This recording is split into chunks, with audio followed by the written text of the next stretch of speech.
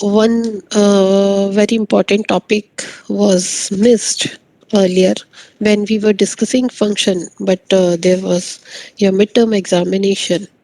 So because of that, we missed it, right? So today we will discuss that thing. First of all, we will understand what is recursion and what is the concept of recursion using one example in detail, and then we will try to use it for some program. Ma'am, Yes, your voice is very sweet. who is there? Ma'am Shreya. Shreya, it's very Thank you, sweet, yeah. thank you, Shreya. Thanks for that. Okay, so we will continue, and in this recursion, basically, what happens is, first of all, the definition is very simple.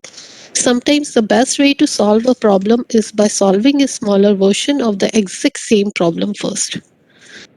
Basically, here, first question is what is recursion, and second question is can we use recursion for each and every uh, example or problem? No, we cannot use recursion for each and every problem. There are a few problems which are of the recursion type. Then only we can use a recursion for those problems, right? First question, first thing is that should be very clear to everybody that you can't use recursion for each and every problem. The problem should be of that nature. Now the second thing is how we will identify which problem is of that nature, right? So we will just look at the example and then we will try to understand which problem is of that nature. Third thing is if a problem is of the nature of recursion, then in that case, what we do, we go on, we can say, going one by one, step by step to the lower level till we reach the lowest level, and then again we start coming back to the highest level. So basically, it is breaking something into small bits and then trying to combine all those small bits to make a bigger version, right? So if you see here in the definition, a word is written smaller version of the same problem. If you are trying to use the smaller version of the same problem, then in that case you will be able to solve it easily, and once you are able to solve the smaller version you can go up to next level which can be solved. Now, all these words, what I have said, are very ambiguous to you because what I am trying to explain is only in terms of words. Now, we will take one example and then we will try to look at these things.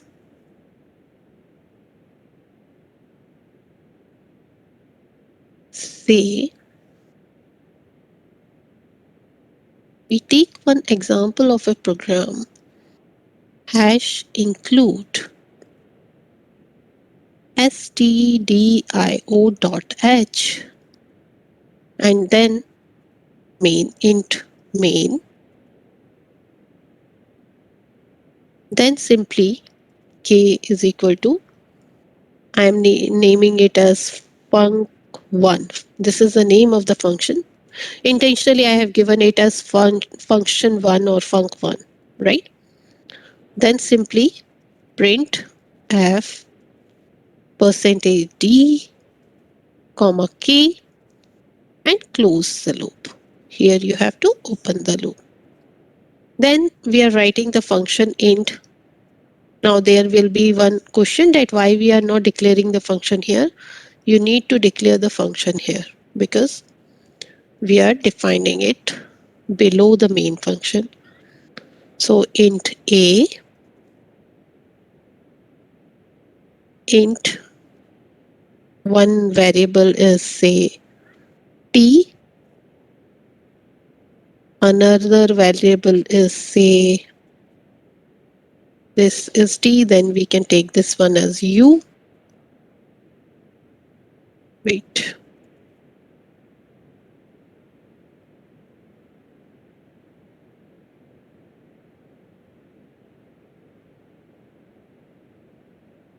I have taken A over there, no? So I have to take it as A because I have declared it as A here. A is equal to 1. No need of trying to understand this program right now. Once I explain the concept, then you will be able to understand it. This is a very simple program. This is func 1, or rather we will call it as func only. So it has to make it simpler. Func A minus 1 and then return S. Okay, so we are Ma'am, why having, have we written a minus 1? I will tell you, I am explaining that thing only. That is Okay. the method of going to the lower level.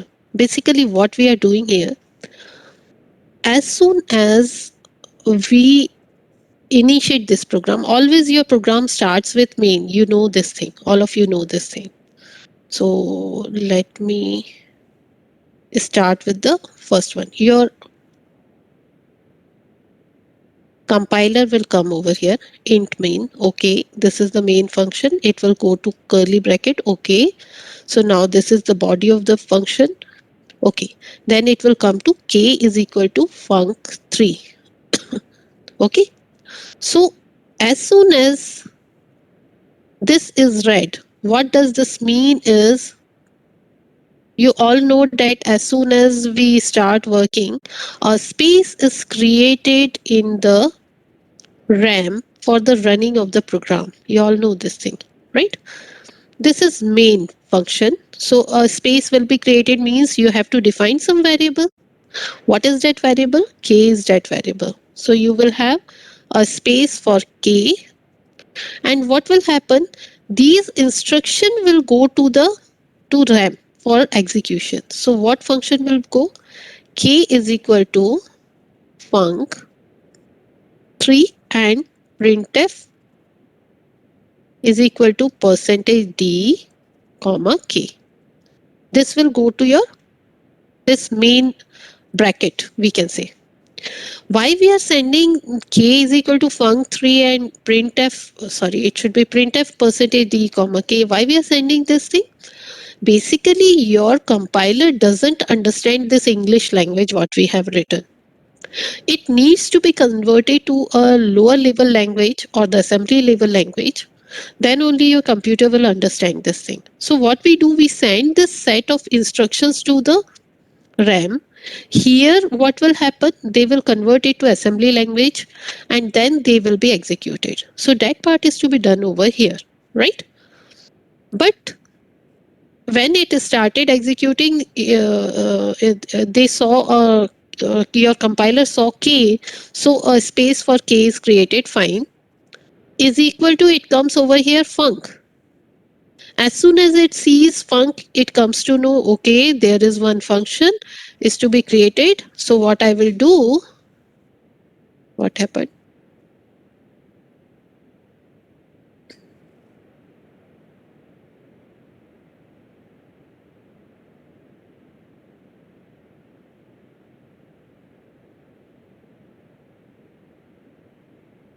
So as soon as this thing is done, what it will do, it will create another space. I don't know how it is behaving.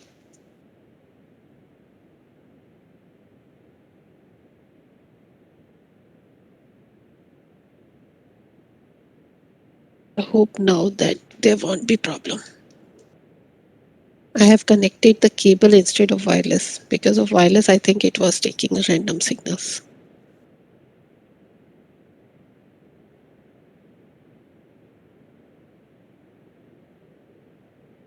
Hmm. Okay. Yeah, now it is fine. So now what it will create? It will create a bucket or a space for your func function, which is having an argument as 3, right? What this func function says, it says this thing. So this whole block will come over here. So it will say int t I will have to increase the size of the block.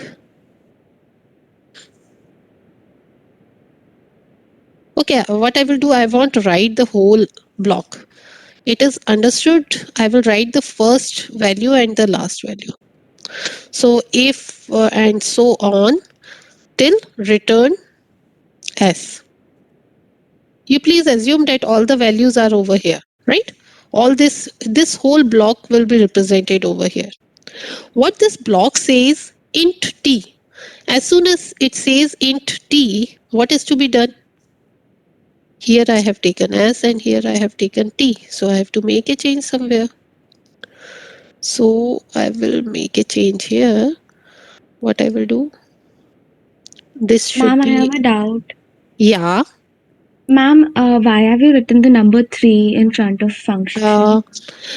Basically, here we are doing this thing for function for a value of 3. To make it simple, I have directly taken it as 3. Otherwise, I will have to write it as n is equal to 3. This is the value which is taken from the user. Okay. Directly, I have written here 3 as argument. So otherwise, I will have to write it as like this. Okay. This way also you can write int n is equal to 3. And basically, that thing will be clear what I am doing. Wait for a moment. I will make it clear. Don't worry. So just listen to what I'm doing now, and then I will make a change in that if required. This is s is created. As soon as s is created, it will come to the next statement. What it says, if a is equal to 1, but what you have got as a, it is 3, right? So one space is to be created for a as well. So it is having 3 here. Then it will go to the next statement. No, a is not equal to 3, so it won't not equal to 1, so it won't go here, it will directly go here. S is equal to a plus func a minus 1. As soon as it sees this statement, again it will create one more block which will have one s and one a. Why one s and one a? Because it is the same function. Okay, but now the value of a will be 2 here, and this whole instructions are there. Again it will start executing. It will come over here. When it comes here, it will go to the next block. This is for func 2. It will come to func 1. Again there is a block of s and a. As you can see here, we are having repeated s and repeated a, but all are having different values stored in them. Now you will have the value as 1, right? Then as soon as it starts executing over here, it sees yes, a is equal to 1. When a is equal to 1, what is to be done? You have to return a. No need of going below this. You just return a here itself. So what needs to be done in this case? I will tell you.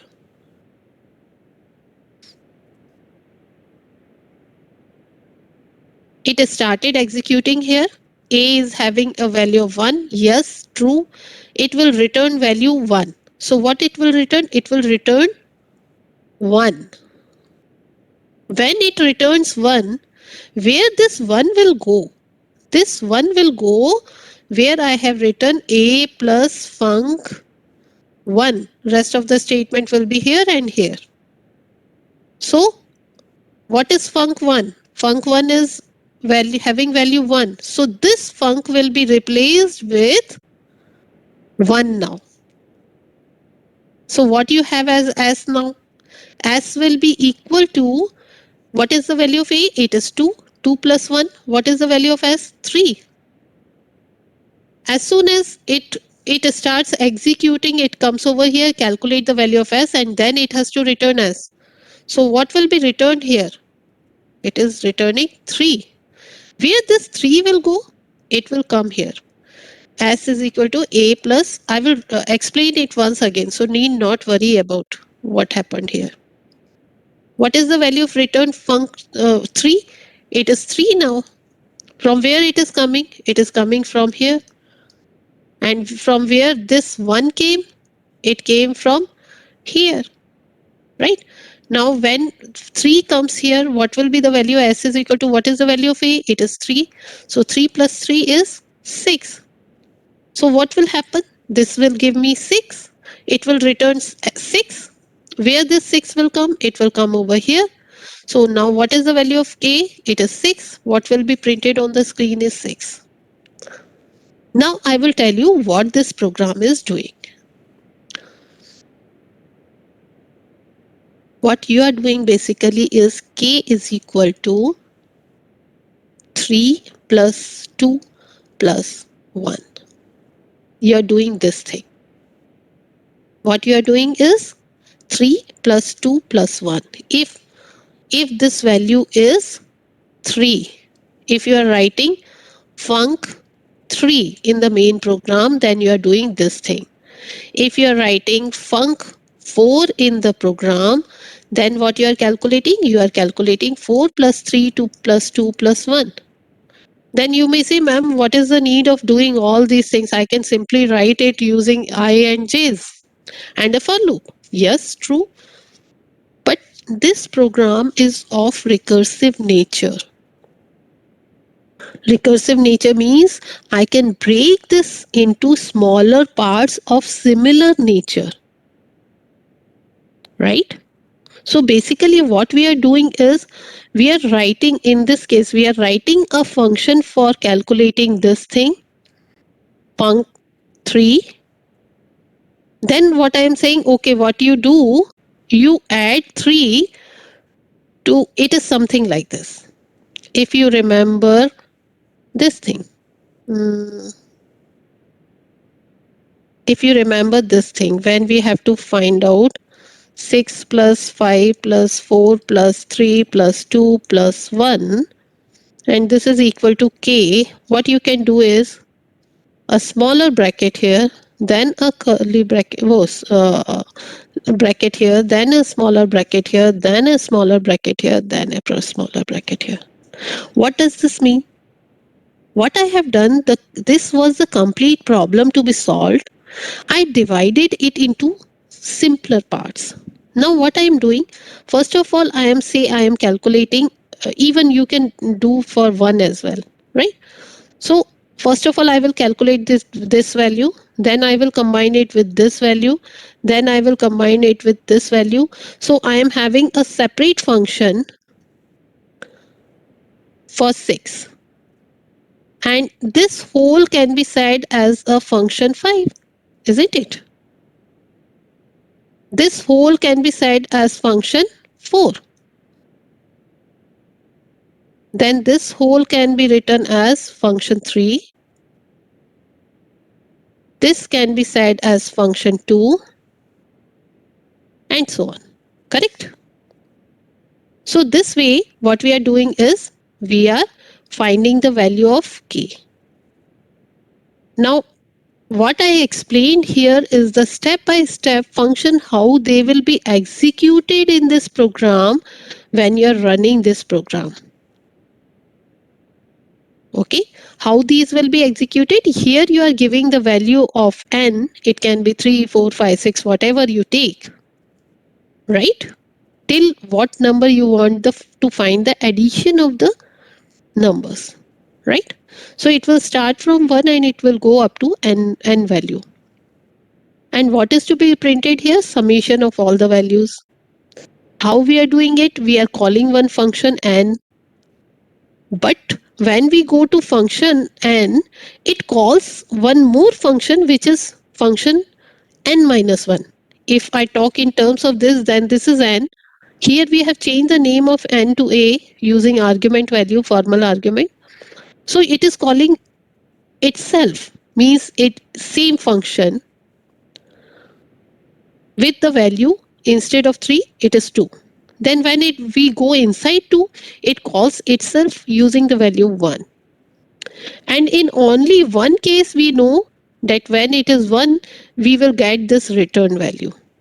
As soon as you get this return value in the last case or the smallest case, you go on getting the values and you go on putting those values in the different blocks of the function. So you are getting the value always from the lowest one. Here you can see it is func 1.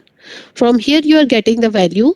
This value will be placed in the next function and you will get the next value using s. Then you place this value in the next function and you will get the value of s. So basically, when we are talking about recursion simply, if you read in books, it is written that function is the one which calls itself, right? I will again explain you. I think for factorial, we are having one example here. Yeah. When we have to find the factorial of 5, this is factorial of 5. How we calculate? We calculate 5 multiplied by 4 factorial. We can write it. If you remember 5 factorial, then it is equal to 5 into 4 into 3 into 2 into 1. If you see this thing, this can be written as 5 into 4 factorial. Correct? Similarly, I can write 4 factorial as 4, 3, 2, 1. So what I can write? 5 into 4 into 3 factorial it can be written. If I talk about 3 factorial, then it can be written as 3 into 2 factorial and finally 1 factorial. Sorry, this should be 3 into 4 into 3 into 2 into 1 factorial. Which program beta? Func 1? I will show you the result. I am having that program in my Dev CP. There was one more question, I missed it. Ma'am, could you explain the previous example once again? Yeah, I will come to that. Right now I am trying to explain that how it can be split into this. Then I am going back to that program. There are a couple of questions from other students as well on the same program. Okay, I will come back to that.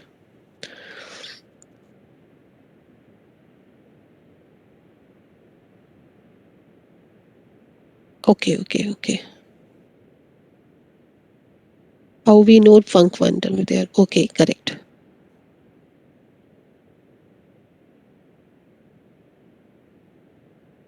Yes, I will tell you. Wait. So in this case, it can be written this way. So you see this series.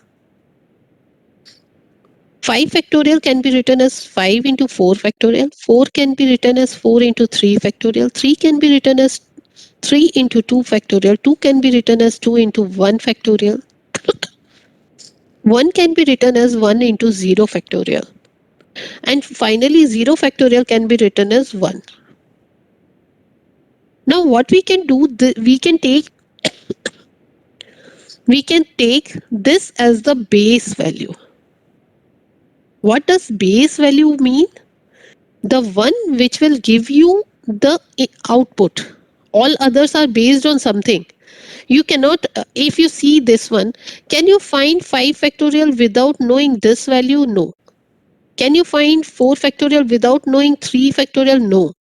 Can you find 3 factorial without knowing 2 factorial? No. Can you find 2 factorial without knowing 1 factorial? No. Can you find 1 factorial without knowing 0 factorial? No. When we know this value, then only I will be able to find this one. So 1 into 1 will be 1. So 1 factorial can be replaced with 1, then 2 factorial can be replaced with 2, then 3 factorial can be replaced with 6, then 4 factorial can be replaced with 24, and then finally this can be replaced with 120. Right? So last one should give you the base value. Once you have the base value, you will go on putting these values till the point you get the final value. Right? This is the process. So what you require? You require a problem of this nature where you are able to divide them into smaller components. So here I can write like this. Then I can write like this. This can be written. 4 can be written as 4 into 3 factorial and so on as we have written over here. Okay. Going back to this problem. Hmm. What I will do, I will explain over here. It is something like this. All are having a confusion that how the values are propagating from one point to another point.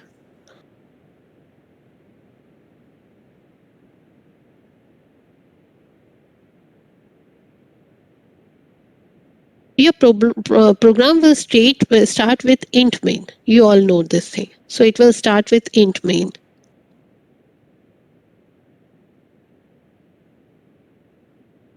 If there are cosmetic mistakes, then leave those mistakes, because right now I am concentrating on that concept only. Okay. Here we are declaring one S or K. What we have taken? K we have taken. Sorry. So it should be K. Punk 3. I hope why we have taken 3 is clear to everybody. We have taken one random value so as to explain the concept, nothing else. Okay, so it can be any value. And what we are doing, we are finding out the addition of the numbers. Okay, till end. And here we are trying to print this value.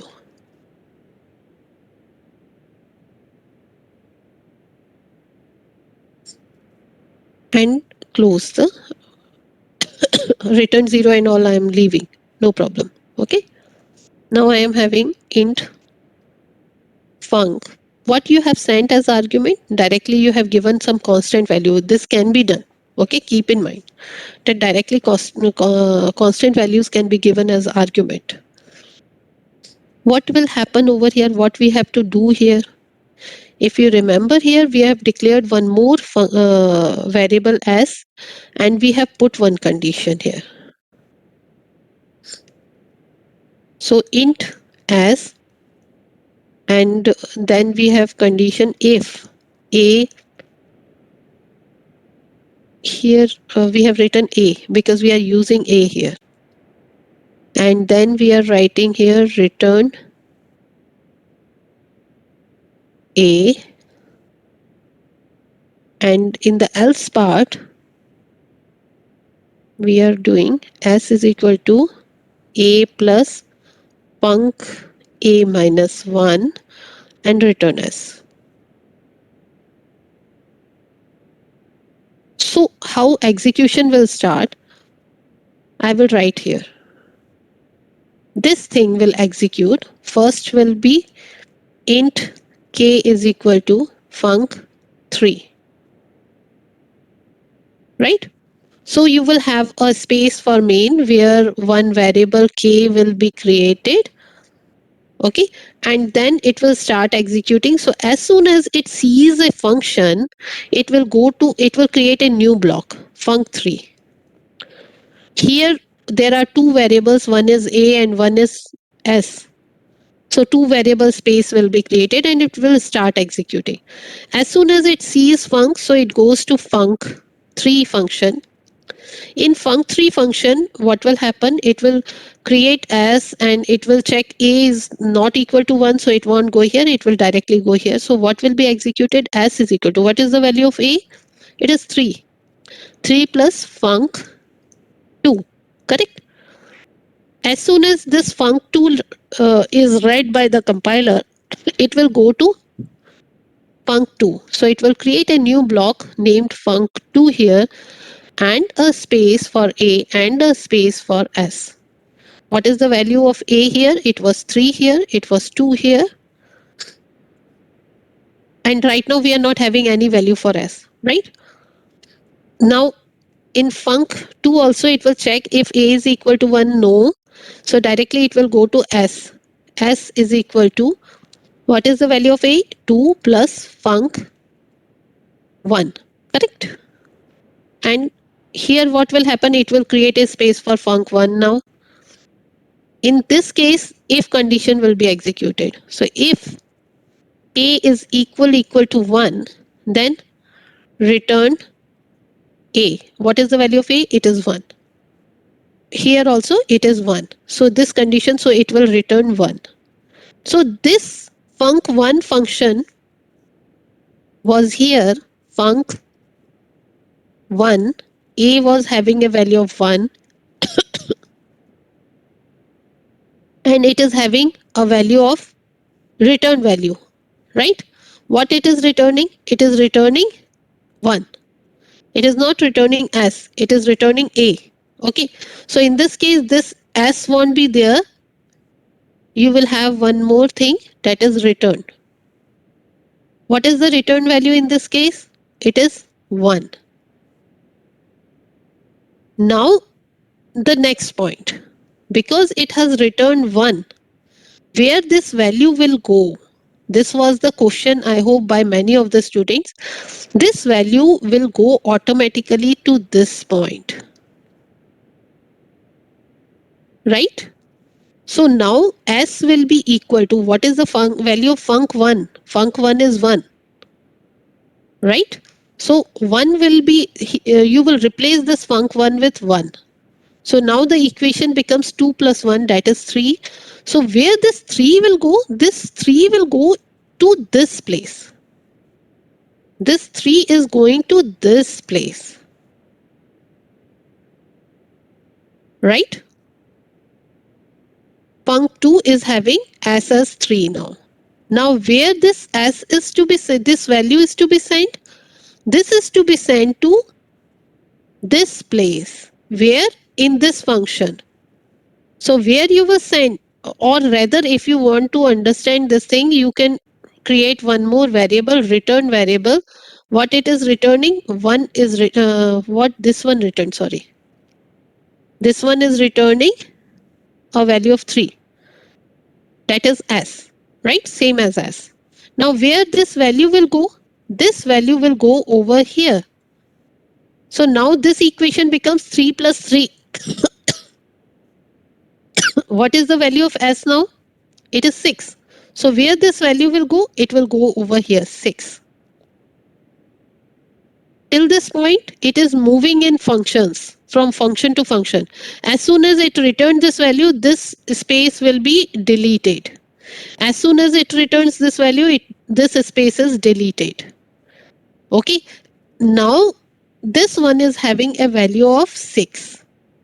So it will, what it will do? It will return this value of 6 where? To func3, where you have written func3. Where you have written func3? You have written it over here in the main program. And what is the value to be returned over here? It is 6. So this equation will become int k is equal to 6. So now this value will be returned to k. So somebody was saying that when this, we can say, value passed to the main program from the functions, or it will remain in function. No, it will move to the main program. Where is the main program? It is in k, and it will return to k. As soon as it reaches here, this has been executed, your control will be shifted here.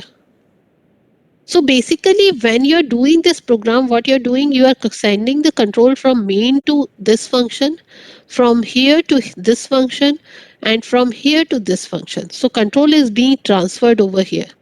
Once execution of this has been done, it sends back the control.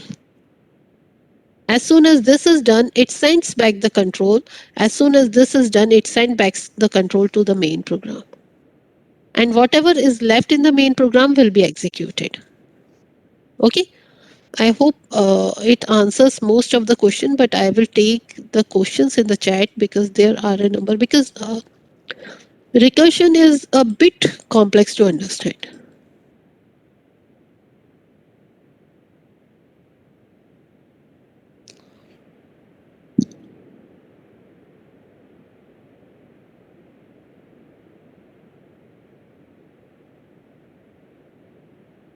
I hope your question is answered in this explanation. Still, if you have question, you can ask again. How we know func1 there? We have to identify such condition. As I said, in the case of factorial also, you have to find out the base condition, okay, where you will get directly the value that we have to identify and we have to put over there, as in this case we have done over here, if you see. So you have to identify the base condition for that. Now the next question is error. I will show the results, no problem.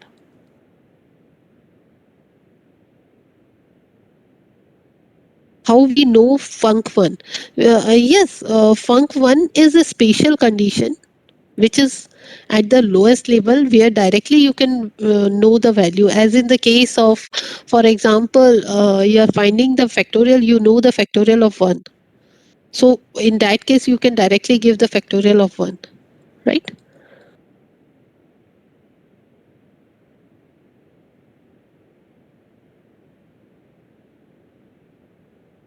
Return negative number means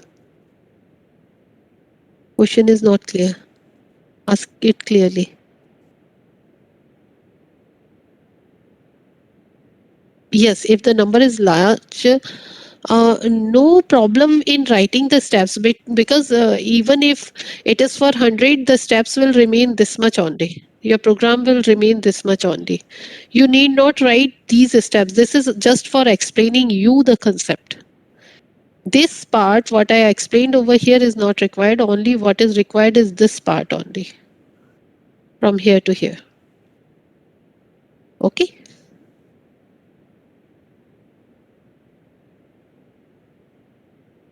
Ma'am, Ah. ma'am, so always we need to find the base condition first. Yes, you have to identify the base conditions. Once you know the base condition, then you can simply write a program. Okay. Then let me open that compiler. I will show you the result. Wait a moment, because somebody is having a doubt in the execution of this program.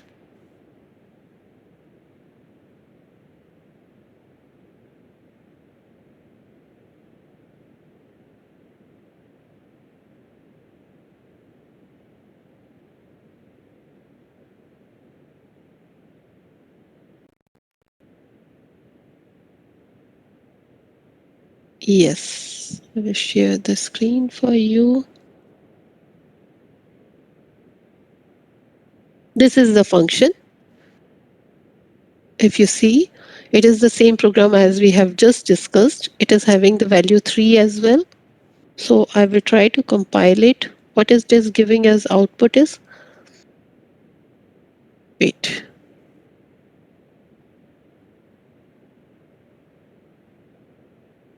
I hope this is visible to. Is it clear?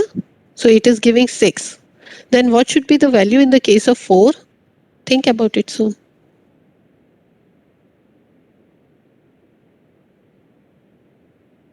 It is 10. If we are taking it as 5, then obviously 15 it should be. It is 15 now, right? Is it clear? So I hope this thing is clear to everybody, that what we are trying to do here. Okay. Now we will talk about the factorial function.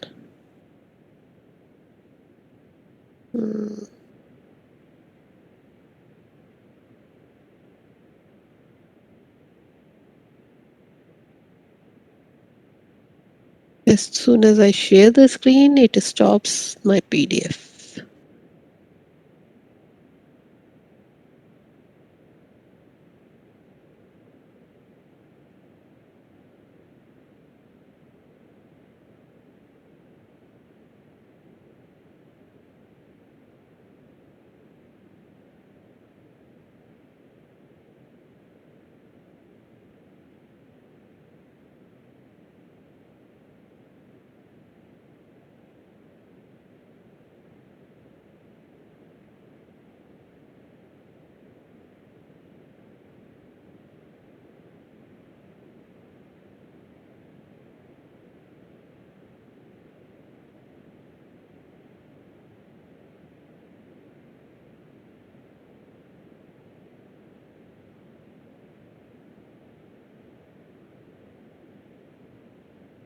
Yeah.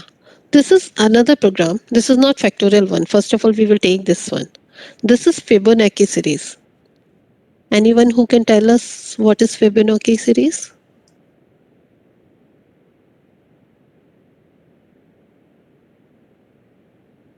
What is Fibonacci series? It is again of recursive nature.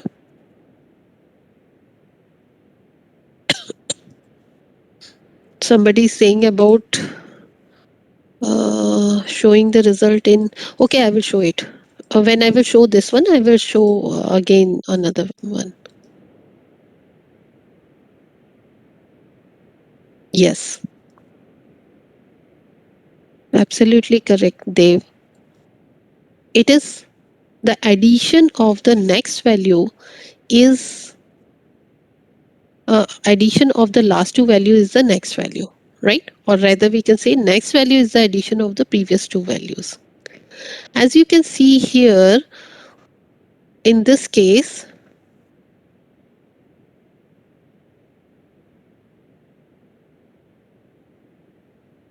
what we are doing, if you see this program, I hope everybody now knows that it is 0, comma 1, comma 1, comma 2, comma 3, comma 5, comma 8, and so on. So 0 plus 1 gives you this one, 1 plus 1 gives you this one, 1 plus 2 gives you this one, 2 plus 3 gives you this one, 3 plus 5 gives you this one. It is something like this, right? This is what is known as a Fibonacci series. So what we are doing in this program, we will go with the same method we have adopted for the previous one, so as to understand the concept. In this case, in the first statement itself, we have written or we have called one function, fib. What will happen as soon as it goes in main? It goes to main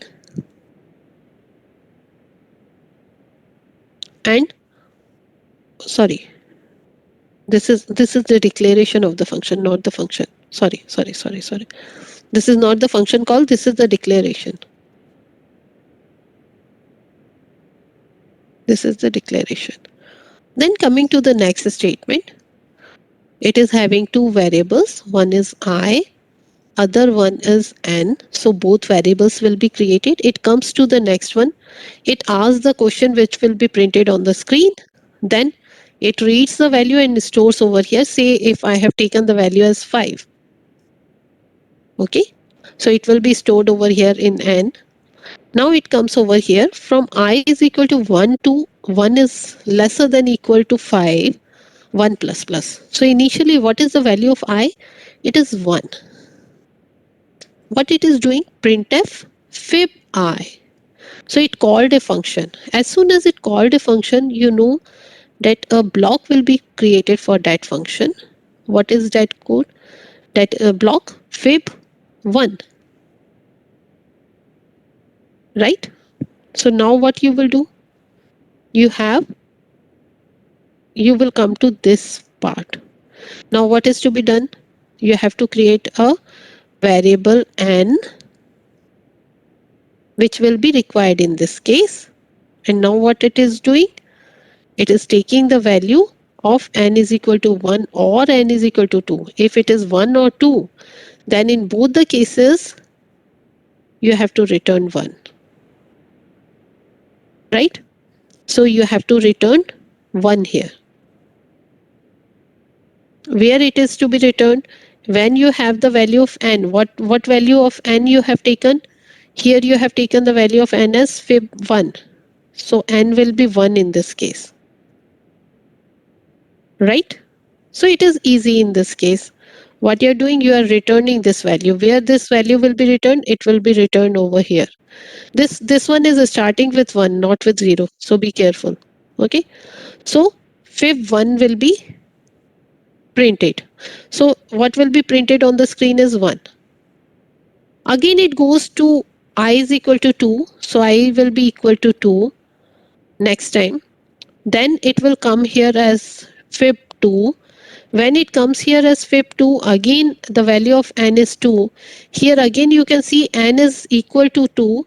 Then in that case again what you have to sign, you have to return 1. So what you will return to main program, you will return again 1. So 1 will be printed on the screen again. Then for loop will take the value of I as 3. As soon as it takes the value of I as 3, 3 will be here and 3 will be here. Now in this case, this if statement is false, so return 1 won't be there.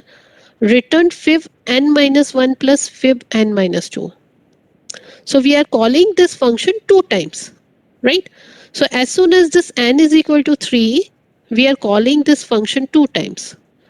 One function will be fib 3 minus 1, that is 2, and other function will be fib n minus matlab 3 minus 2, so it will be fib 1. Here again you are creating n. Here again you are creating n. Now fib2 is having again value as n is equal to 2. So what will be returned? 1 will be returned. From here 1 will come. From here 1 will come, because this is having value of 1 which satisfies this condition. And now in fib3 what will happen? You add these two values and what you will return is 2 instead of 1. So what will be printed here? It is 2. In the next step, what will happen? Now we will change the value of I to 4. I will erase the values written over there so as to reduce the confusion. Now what will happen? New value will be 4, right? Rather what I will do, I will let this remain as 3 only. We will write another one.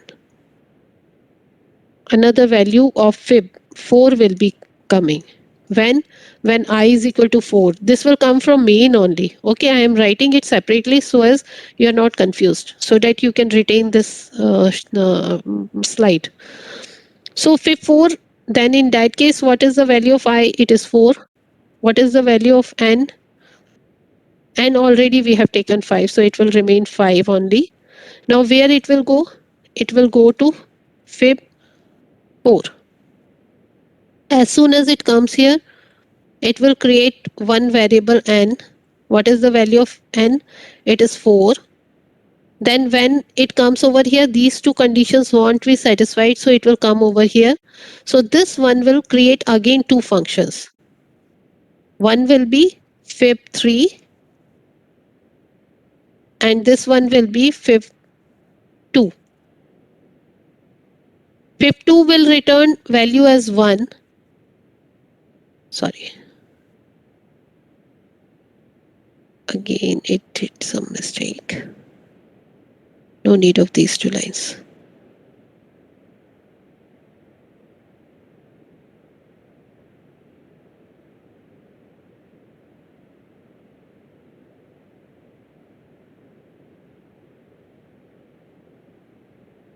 So again, this one will create one fib3 and fib3 will create again fib2 and fib1. Fib2 will return 1, fib3 will return 1. So fib3 will be 2. This value will be sent over here, and fib2, what fib2 will send? It will send 1 here.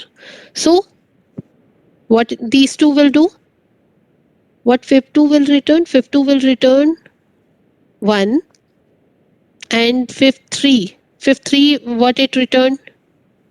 It returned 2. So 2 will come over here, right? So 2 plus 1, it will return 2. So 2 plus 1 will be 3. So what will be displayed next time is 3 and so on. So this process will continue. Okay. I hope this concept is clear to everybody. If you have any doubts till this point, please ask. We will take one more example in the once you read this thing on your own as well, and then we will discuss it in the next class also. Yeah, it is a spiral group.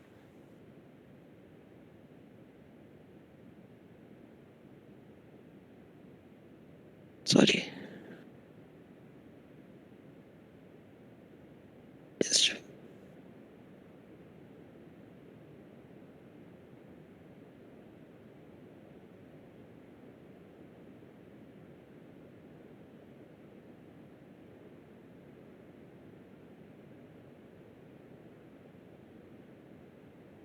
We always return 0 na in main function, but it is object. We will not return. Then no, we have to write it. Otherwise, because it has meaning when we will talk about return 1 and return minus 1, as asked by one of the students many times. I have not explained that concept, but yes, it is requirement. We have to do that way, Athar.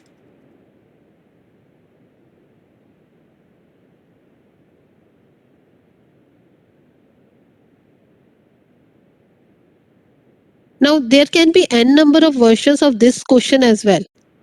Okay, we will talk about that as well in the next class. Okay, so I will close the meeting for now.